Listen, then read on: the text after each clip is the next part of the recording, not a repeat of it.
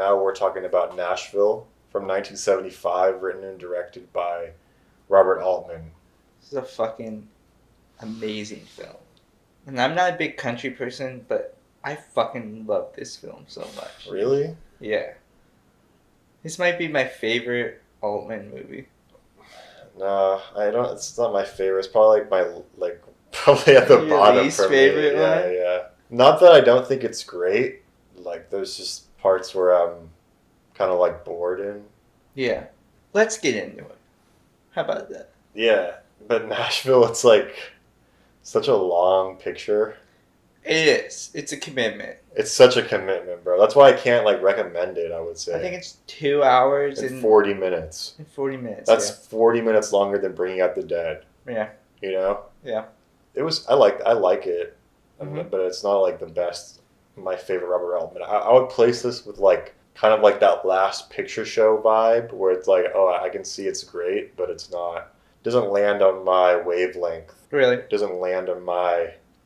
Yeah. Wavelength. It is like a bit like the subject matter. Yeah. Is not that interesting to me. No, it's not. Like I don't give a fuck about country music stars, Nashville, Tennessee. Like I don't really care. Yeah, I don't give a fuck about that either. But the scope of what Altman is able to pull off is all these different moving pieces. I think there's something like he said 20-something main characters in this because it really feels like there's no central focal character that you're following. Yeah. It's just a crazy ensemble of all these people over a 5-day period in Nashville, Tennessee. They're going to do this political rally thing, right? They all kind of get sucked into this. All the moving pieces reminds me of something like akin to Jacques Tati or something like that. I don't know. It's so interesting. It's so good. Like, I fucking love it. And even though the characters, like, you never really hone in on one of them, yeah, I still am so compelled to keep watching. And it definitely takes a bit to rev up. But once it's going, I'm so invested in, like, okay, I wonder what this character's up to now. I wonder what's going to happen with this kid. Where's this storyline going and stuff. And I feel like it always keeps you interested. I never feel like it's edited out of place or we're missing something by the end of it. I feel like it's very wrapped up. Yeah, I love the ending. Yeah. It does a great job of wrapping it up.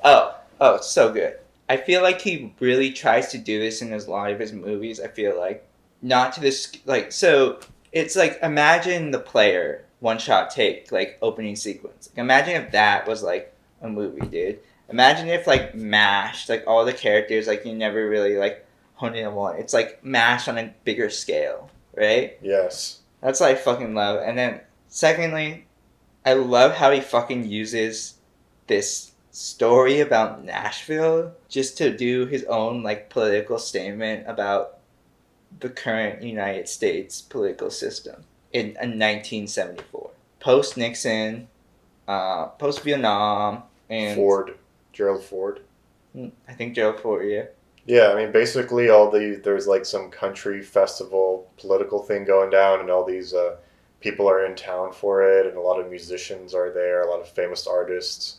Some are famous, some are kind of famous, some are not, and then some are trying to make it, which is an interesting aspect of it, and that's kind of what it is. Right? Yeah, it's all like somehow involved in music or like surrounded by like people that are involved in music. And it's also kind of meta too, because there's scenes with like Elliot Gould comes in. Yeah, there's scenes with like stars to make it feel like real. Yeah. But I like the music too.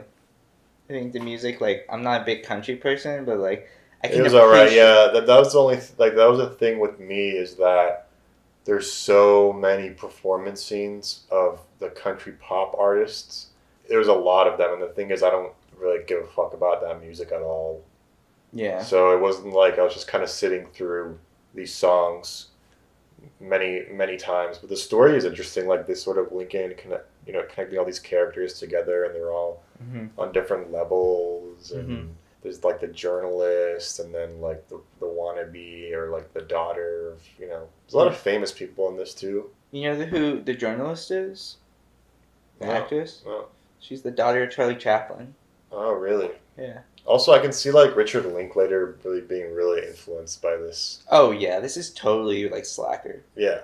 It's just like it like kind of meanders throughout a city, you know. Man, yeah, Robert Altman was ahead of his time, dude. Like, Yeah, yeah. he's like a fallen soldier, or not a fallen soldier, but like people don't even know like how influential. Like everyone who people like dick ride now, like are inspired by. You know, like Paul Thomas Anderson is definitely. Like, Yeah. This is like Boogie Nights. Yeah, dude. Yeah, Like just think Magnolia, about. Yeah, like, yeah. Really, yeah, just these like interweaving crazy like big epic stories. Yeah. There Yeah.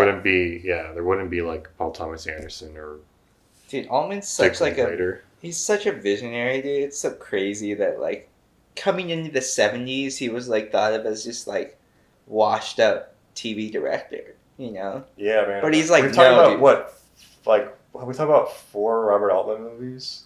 Yeah, we've talked about Claire, we've talked about The Long Goodbye, we've talked about Nashville, dude. And fucking who knows what's next, dude. I'm McCabe and Miss Miller. Yeah. Yeah, dude. We gotta do that. Nashville, like the way I have to say, like all the photography is great too.